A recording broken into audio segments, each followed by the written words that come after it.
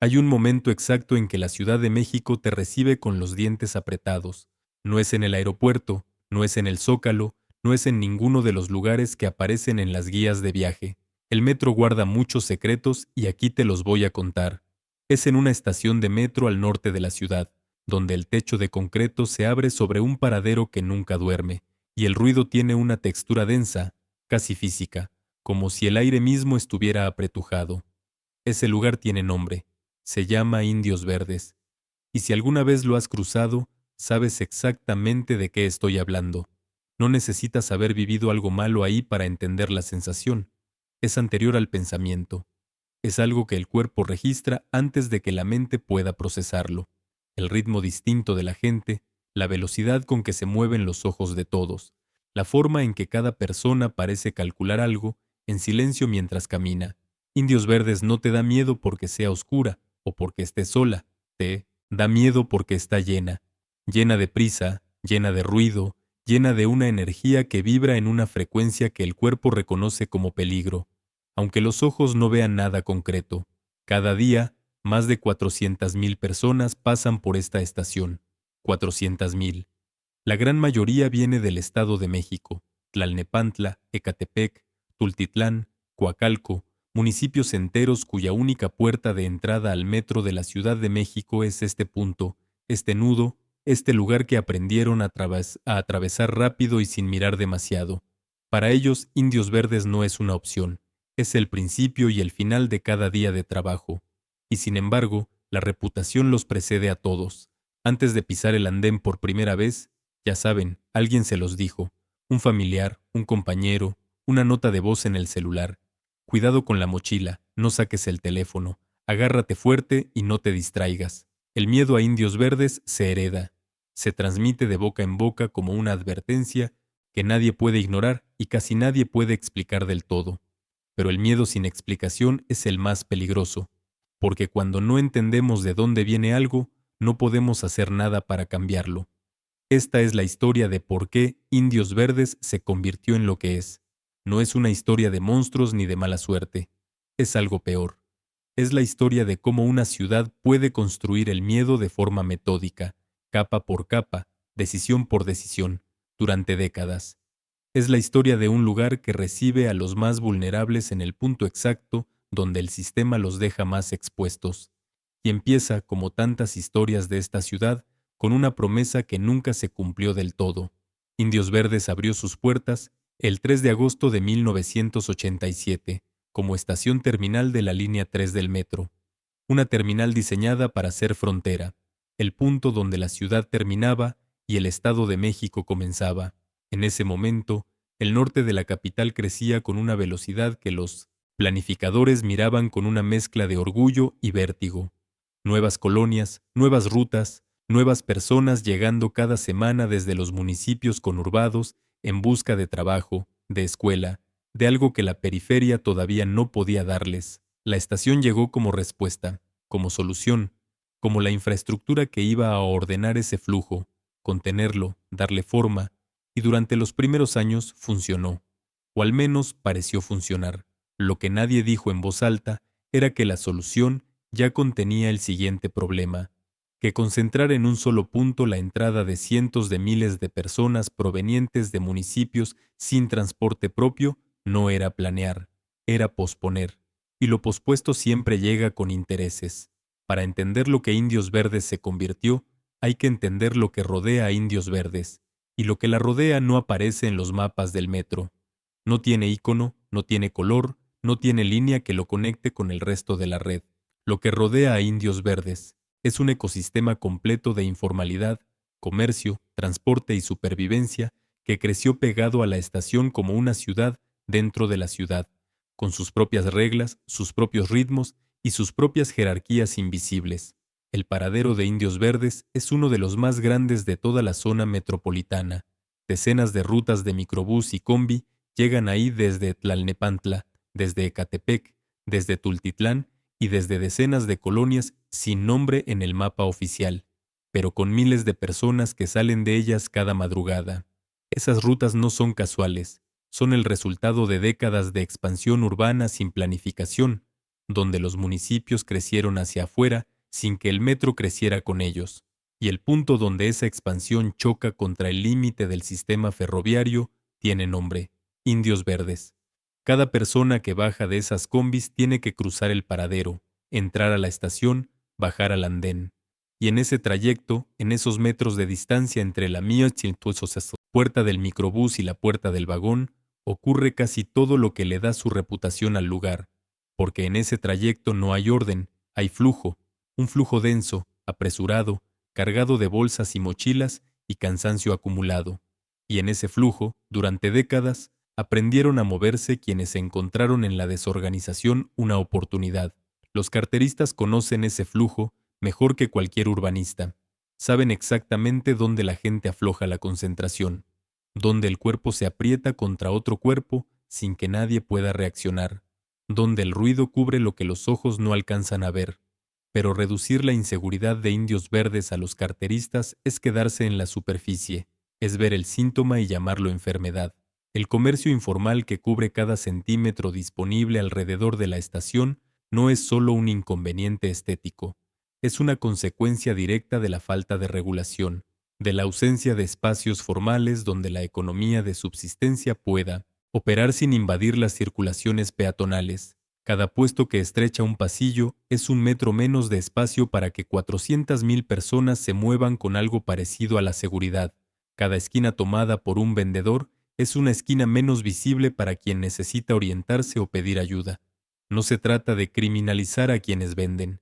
Se trata de entender que su presencia en esos espacios es también el resultado de decisiones que nunca se tomaron, mercados formales que nunca se construyeron, reubicaciones que se prometieron y nunca ocurrieron, ordenamientos que se anunciaron en campaña y se olvidaron después de la elección, y mientras tanto el espacio se fue llenando de personas, de puestos, de ruido, de zonas ciegas donde la vigilancia no llega y la impunidad encuentra su hábitat natural. Hay algo que los usuarios de Indios Verdes aprenden rápido y que ningún cartel oficial les enseña: a leer el espacio con el cuerpo, a distinguir qué pasillo tiene, mejor flujo, qué zona conviene evitar a ciertas horas, de qué lado del andén es más seguro esperar. Ese conocimiento no está escrito en ningún lado, se adquiere con el tiempo, con los errores propios y los relatos ajenos. Es el manual de supervivencia tácito de una estación que el sistema nunca terminó de proteger. Y hay quienes nunca tienen tiempo de aprenderlo.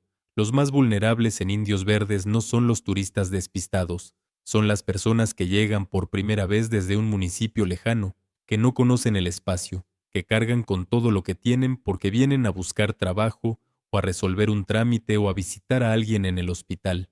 Son los adultos mayores que se pierden en el paradero porque las señales son insuficientes y nadie tiene tiempo de detenerse a ayudar. Son las mujeres que calculan a qué hora pueden cruzar ese espacio sin que el cálculo incluya miedo. Indios Verdes les falla a todos ellos de forma silenciosa, repetida, normalizada. Y la normalización es quizás el daño más profundo de todos. Hay una forma de violencia que no deja moretones. No ocurre en un momento singular que pueda señalar y nombrar. Ocurre todos los días, a la misma hora, en el mismo pasillo, con la misma sensación de que esto es así y así va a seguir siendo. Es la violencia de lo normalizado, y Indios Verdes la practica con una eficiencia que debería avergonzar a cualquiera que haya tenido poder para cambiarla. Pregúntale a alguien que cruce esa estación 5 días a la semana qué siente al entrar. No te va a hablar de un asalto específico ni de una experiencia traumática puntual. Te va a hablar de algo más difuso y más constante. La tensión que empieza antes de bajar del microbús, el estado de alerta que se activa de forma automática, la costumbre de guardar el teléfono 3 paradas antes de llegar. Te vas a hablar de algo que ha dejado de identificar como miedo, porque el miedo cotidiano, cuando dura suficiente, deja de sentirse como miedo y empieza a sentirse como normalidad. Eso es lo que Indios Verdes le ha hecho a cientos de miles de personas. No las asustó una vez, las fue calibrando, poco a poco, hasta que aprendieron a moverse en ese espacio con un nivel de tensión que en cualquier otro contexto sería inaceptable, y lo aceptaron, porque no tenían alternativa. Las cifras de incidencia delictiva en el sistema de transporte colectivo metro ubican consistentemente a las estaciones del norte, y a Indios Verdes en particular, entre los puntos de mayor concentración de robos. Pero las cifras mienten por omisión. Mienten porque no cuentan los robos que nunca se denuncian, que son la mayoría. Mienten porque no cuentan el acoso, que rara vez llega a una estadística oficial. Mienten porque no cuentan el costo acumulado de años de tensión sobre el cuerpo de personas que simplemente quieren llegar a su trabajo y volver a casa. Lo que sí cuentan las cifras, cuando se leen con cuidado, es un patrón. Los delitos no se distribuyen de forma aleatoria por la estación. Se concentran en puntos específicos, las salidas hacia el paradero, los pasillos de mayor estrechez, los momentos de máxima saturación, es decir, ocurren exactamente donde el diseño del espacio los hace posibles, donde la densidad es mayor, donde la visibilidad es menor, donde la gente está más distraída porque está más apretujada. Eso no es mala suerte, es arquitectura. Cuando un espacio produce delincuencia de forma sistemática y predecible, el problema no es la gente que lo usa ni la gente que lo aprovecha. El problema es el espacio, y el responsable del espacio no es una abstracción. Tiene nombre, tiene oficina y tiene presupuesto. En 2019, el gobierno de la Ciudad de México anunció un programa de intervención en Indios Verdes, más cámaras, más policías, reordenamiento del comercio informal.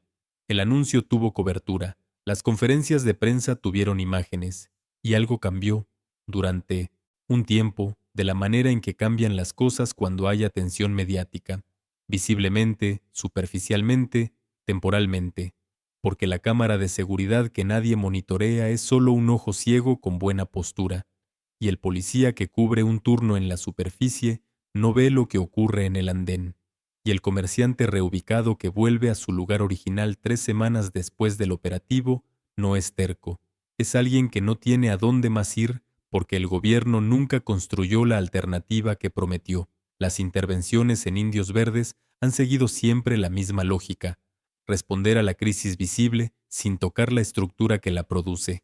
Es como bajar la fiebre sin tratar la infección. El termómetro mejora, el paciente no. Y mientras tanto, el flujo sigue. 400,000 personas cada día. El paradero que no descansa. Los pasillos que se estrechan. La tensión que se acumula como presión dentro de una tubería que nadie revisa. Algo está a punto de ceder. Hay una pregunta que esta historia ha estado evitando desde el principio. No por cobardía, sino por orden. Algunas preguntas solo funcionan cuando ya tienes todo el contexto para recibirlas. La pregunta es esta: ¿qué pasaría si el miedo que sientes en Indios Verdes no fuera un accidente del crecimiento urbano, sino una consecuencia calculada, o al menos cómodamente ignorada, de cómo esta ciudad trata a quienes vienen de fuera de sus fronteras administrativas? Detente en eso.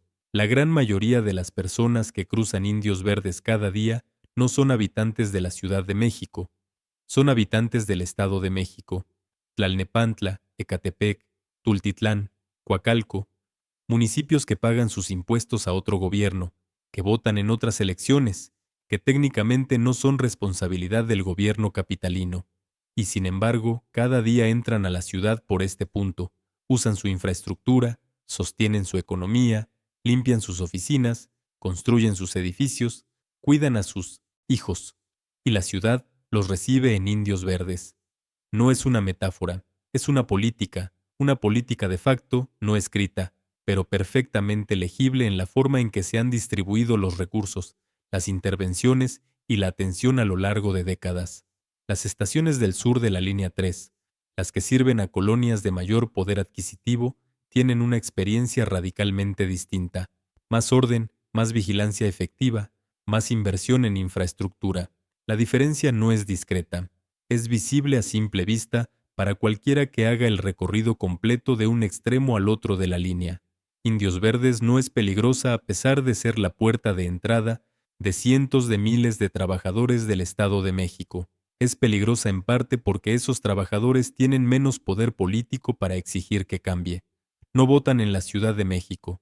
Sus quejas no afectan a los funcionarios que deciden dónde va el presupuesto. Son usuarios del sistema sin ser ciudadanos del sistema.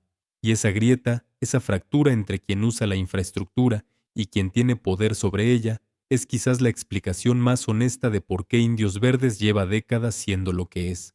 Pero hay algo más enterrado todavía, algo que cambia la temperatura de todo lo anterior. En los años previos a la apertura de la estación, la zona norte donde hoy se asienta el paradero era un espacio con vida propia.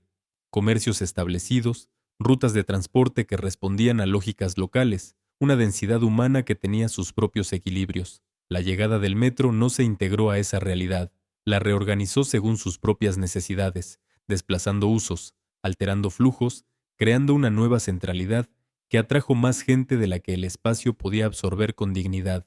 Las comunidades que ya estaban ahí no fueron consultadas sobre cómo querían que llegara el metro. Recibieron la infraestructura y sus consecuencias en el mismo paquete, sin separación, sin proceso. Y con el tiempo, el espacio que debía mejorar su calidad de vida se convirtió en el epicentro de todo lo que hace difícil vivir cerca de Indios Verdes. El ruido, la saturación, la inseguridad que se derrama desde la estación hacia las colonias aledañas como agua que no encuentra cauce. El giro real de esta historia no es que Indios Verdes sea peligrosa, es que su peligrosidad tiene dirección. Apunta consistentemente hacia los mismos. Los que menos recursos tienen para evitarla, los que menos voz tienen para denunciarla, los que más necesitan cruzarla cada día porque no hay otro camino. Eso no es un accidente urbano, es una forma de violencia institucional que lleva tanto tiempo instalada que aprendimos a llamarla de otra manera. Le decimos caos, le decimos informalidad, le decimos así es esto por aquí, y seguimos cruzando. Existe una imagen que se repite cada mañana en Indios Verdes con la puntualidad de algo que fue diseñado para repetirse. Son las 6 de la mañana. El paradero ya está vivo, ya tiene ruido, ya tiene cuerpos moviéndose en todas las direcciones con esa eficiencia tensa de quien sabe que llegar tarde tiene un costo que no puede pagar.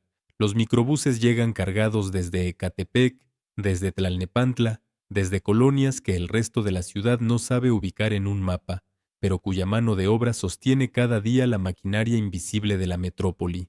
Esas personas bajan, cruzan, entran, calculan sin saber lo que están calculando, guardan el teléfono, acomodan la mochila hacia adelante, aceleran el paso en ciertos tramos, aflojan en otros, ejecutan el protocolo que nadie les enseñó y que todos conocen, y bajan al andén, y esperan el tren, y se aprietan dentro del vagón, y comienzan el día. Y al fondo de ese andén, si te detienes un momento entre toda esa corriente humana y miras hacia arriba, puedes ver las grietas, no las metafóricas, las reales, las que el tiempo y el peso y el hundimiento del suelo han ido abriendo en el concreto, y que alguien en algún momento decidió que no valía la pena reparar de fondo. Las puedes ver si las buscas. La mayoría de la gente no las busca, no tiene tiempo. Eso es lo que más pesa de esta historia. No la magnitud del problema, sino la velocidad con que nos acostumbramos a él. Indios Verdes lleva décadas siendo esto y nadie ha pagado un costo político real por ello. Ningún funcionario ha debido responder en serio por las condiciones de esa estación. Ningún presupuesto ha sido redirigido con la urgencia que el problema merece. Ninguna intervención ha durado lo suficiente para cambiar la estructura en lugar de maquillar la superficie. Porque cambiar la estructura cuesta dinero que tiene otros destinos más visibles, cuesta decisiones que generan conflictos con actores que tienen poder en ese territorio, cuesta reconocer que el error existe, que lleva décadas existiendo, y que parte de la responsabilidad recae sobre instituciones que prefieren administrar el problema a resolverlo. La solución existe y no es un secreto. Está en los estudios técnicos que llevan años acumulando polvo en los cajones correctos. Está en la coordinación metropolitana real entre la Ciudad de México y el Estado de México. Esa coordinación que se anuncia cada tanto y nunca termina de materializarse porque implica que dos gobiernos distintos, con intereses distintos y calendarios electorales distintos, cedan algo de control sobre algo que los dos quieren administrar solos. Está en invertir en infraestructura de transporte en los municipios conurbados para que Indios Verdes deje de ser el único embudo por donde pasa todo. Está, sobre todo, en decidir que las 400,000 personas que cruzan esa estación cada día merecen algo mejor que aprender a tener miedo con eficiencia. Pero mientras esa decisión no se tome, el andén sigue. El flujo sigue, el protocolo invisible se sigue transmitiendo de quien ya sabe a quién acaba de llegar, y las grietas en el concreto siguen ahí, abiertas, esperando que alguien las mire de verdad. Hay ciudades que construyen sus monumentos para celebrar lo que lograron, y hay ciudades que construyen sus monumentos sin querer, a fuerza de lo que decidieron no resolver. Indios Verdes es de esos segundos. Un monumento al límite de lo que la gente puede aguantar cuando no le queda otra opción que aguantar. 300,000, 400,000 personas, cada día, cruzando el umbral donde la ciudad les dice, sin palabras, lo que piensa de ellas. Y ellas siguen cruzando, porque el tren las espera, porque el trabajo las espera, porque la vida no se detiene, aunque el andén no cambie. Eso es lo que no se olvida de Indios Verdes. No el miedo, la resistencia silenciosa de quienes lo atraviesan todos los días y siguen de pie.